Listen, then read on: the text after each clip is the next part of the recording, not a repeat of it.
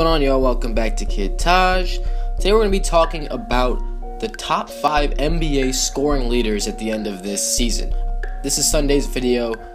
I already did the Just How Good video this week, so I thought I'd just do it next week, skip it entirely this Sunday. But we're going to be talking about the best scorers in the NBA. If you guys haven't noticed, so far this season, we've had some incredible scoring outputs. For example, Anthony Davis dropping 50 on opening night, Westbrook with 51 just a couple nights later, DeMar DeRozan had 40, Lillard's had 30 plus multiple times. Same thing goes for a guy like James Harden or DeMarcus Cousins. Maybe those guys have, had it once or a couple, but they are on teams where they can score as much as they want because they don't have that much help, and a lot of guys taking shots on that team. So basically, we have a bunch of guys on teams that they don't have a lot of supporting players that can at least put the ball in the basket. There's a bunch of teams with just like one guy that's going to score all the points, and that's why this season is going to be crazy. It's going to be a lot of one-on-one. It's going to be more star power or scoring power on those teams than ever. Honestly,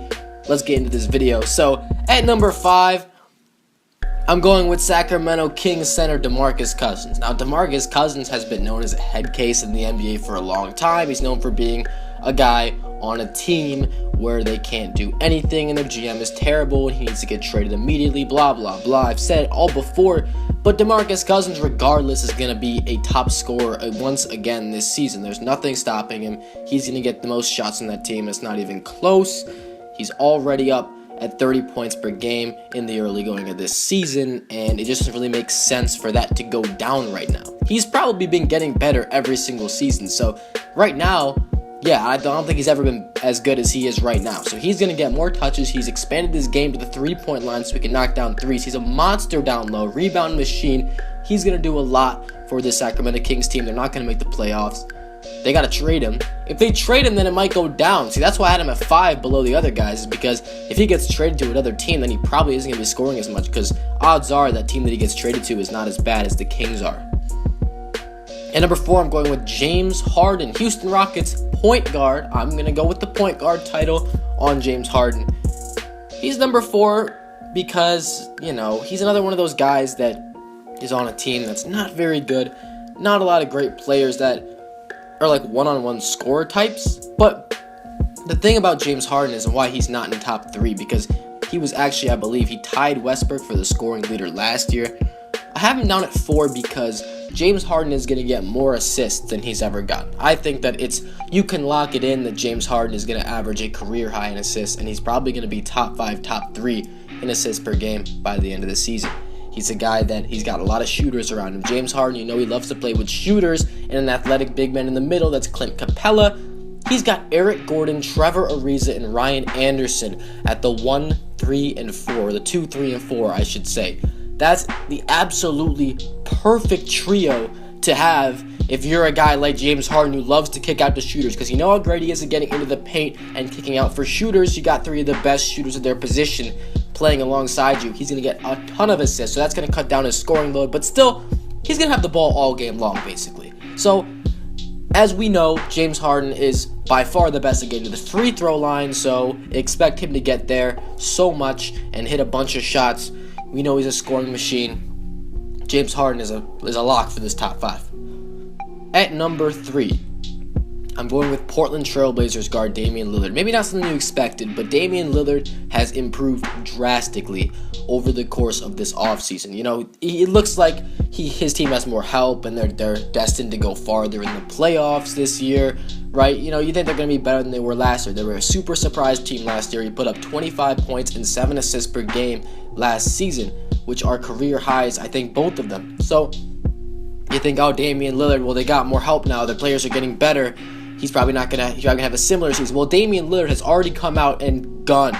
He's shooting 55% from the field, 45% from the three-point line, and averaging 35 points per game in 3 games so far. He's coming out and he is making a statement. He said before the season he wants to win MVP, and he's going for the MVP award, and right now he's playing like an MVP. Damian Lillard is a guy that, we think, all right, well, he's not gonna he's not going to get that much farther because his team is getting better, right? You think he's going to sacrifice a little more offense, lay back a little bit. He doesn't need to do all the work now, but this guy has gotten so good that you can just give him the ball whenever, and he's a shot creating machine. This guy gets buckets, and he's going to, I think, be doing that all season long. He's generally been a very healthy player and not really an inconsistent type. He's a guy that really likes to back up what he's saying. If he makes a statement, he's always got something to back it up with. He's one of the realest players in the NBA when it comes to that.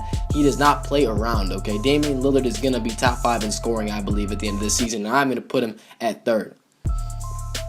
At number 2, we get into guys that might break records, and I'm talking about New Orleans Pelicans power forward Anthony Davis.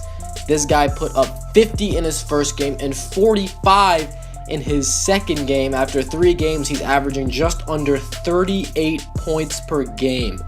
Anthony Davis is a machine, okay? He's the perfect big man. He can play power forward or center, and he's got every type of offensive ability you could possibly want out of the guy. Maybe not your traditional low post presence, but he's better than that because, you know, in the NBA right now, we don't really need everybody to be posting up. If you're playing center or power forward position, people would rather have you be a stretch 4 or 5 guy that can really space the floor than a low post presence, especially because in this NBA, the superstar players that control the ball are point guards, shooting guards, or small forwards. Those are the dominant positions when it comes to handling the ball. Only guys like Cousins are really going to be dominating ball handling abilities at center.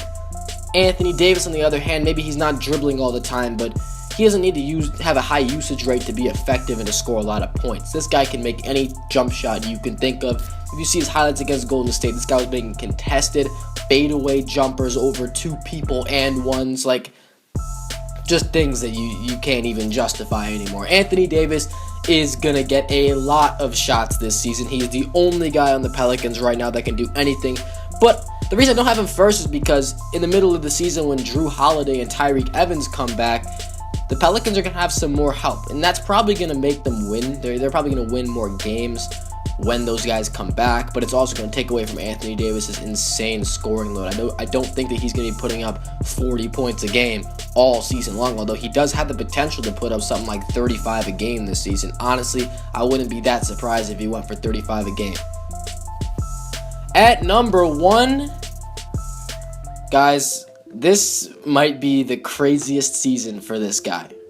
Oklahoma City point guard Russell Westbrook is going to break records this year. I have a feeling he had expectations, sky-high expectations. Averaging a triple-double was in the mix for Russell Westbrook. But right now, after 2 games in, Russell Westbrook is already putting up 41.5 points per game, and it's not like we didn't see this coming. We knew Russell Westbrook was going to gun. He's already averaging 32.5 field goal attempts per game. That's unbelievable. He has no help on his team, and he does not care. He's just shooting up everything. And the funny thing is, he's still putting it up at a 43% clip from the field. I mean, that's not terrible. Russell Westbrook is a chucker. Yes, he chucks up a lot of shots, but he makes a lot of shots. 14 a game out of those 32.5 is not bad. 43% from the field is not bad for a point guard. And Russell, he does not care. I don't think he really cares that much about what field goal percentage he's shooting. I don't think he cares that he's being quote-unquote inefficient. He just wants to win, and he believes that him having the ball is the best way to win, whether he's creating a shot for a teammate or scoring it. But the point is, Russell Westbrook has the most fire. He might be the best scorer in the league this year. Honestly, this guy can do a lot. His mid-range game has improved to the point where he's an elite shooter from that mid-range. And now he's getting to the line more. He's taking every shot. He's so motivated to be great, to prove to the league that he can be that number 1 guy and lead a team. And another thing about this guy, he doesn't really wear down. It doesn't really matter how many minutes you play him. He says that being tired is a mental thing. And if you guys know about anything about Russell Westbrook mentally, he doesn't care about anything. So I think Russell Westbrook could just go on and on and on. He does not think that he can get tired physically because it's all in the mind, according to him. And we know what he does. We know how many shots he takes. We know how much he gets to the rim. Russell Westbrook is going to be scary this year. Any team will have their hands full against the Thunder, and he's going to end up putting 30, 35, 40 on every single team probably this season. That's going to do it all for this video. Hope you all enjoyed. I'd still love some more video suggestion ideas down below in the comments. If you enjoyed this shit, please leave a like, sub if you're new, and I'm out. Thanks for watching, y'all. Peace.